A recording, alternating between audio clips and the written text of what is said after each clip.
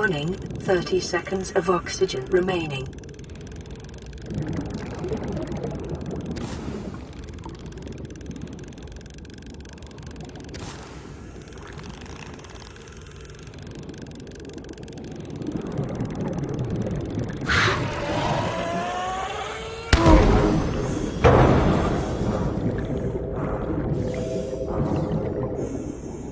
Warning, 30 seconds of oxygen remaining.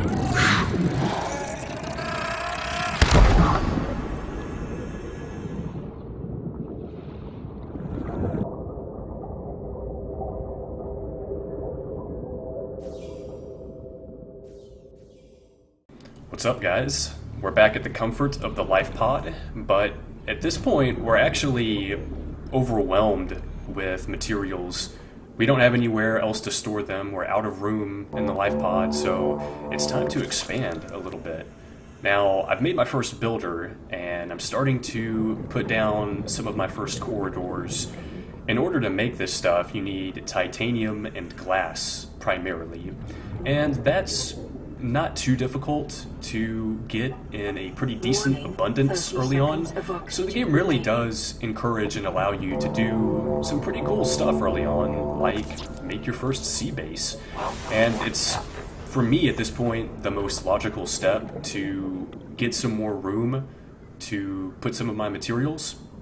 And the primary objective is to just put down a locker right now, which at this point in the game is your primary form of storing materials. Now, in the beginning of the episode, I got my dive reel stuck on some of those rock formations in that cavern, and those crash fish outside, man, they are the bane of my existence in this game. Some really bad stuff has happened to me, and without spoilers, that is one of the kinder moments they've had with me. I was really lucky to not die there, quite frankly. But, you know, I went back to get my dive reel out, and retrieving items sometimes can be tricky in this game. Things can have a tendency to get stuck, so to speak, and the little icon for picking up the item can disappear. You can get shoved out of the way. It can be a pain. But what I'm doing right here is I'm collecting these stalker teeth. These mean suckers are lurking just below the sea base, but this actually gives me a good tactical point to come back in here, refill my oxygen, and launch back out and try to get some of their teeth. And these guys actually like metal, which is quite interesting. As you can see, I'm dropping a piece of metal for this guy. He loses interest in me, goes for the metal, and in the process, drops one of his teeth. You can use these teeth for, I believe it's enameled glass, which is essential for making the Cyclops submarine, especially. So that's currently what I'm going for. I've made the basics of my first sea base. I have a locker now. I have plenty of extra room now to gather even more materials so I can store up for the Cyclops submarine. And now I'm out in the Seamoth, going further away than I ever have before at this point. I'm seeing some interesting new coral to collect here.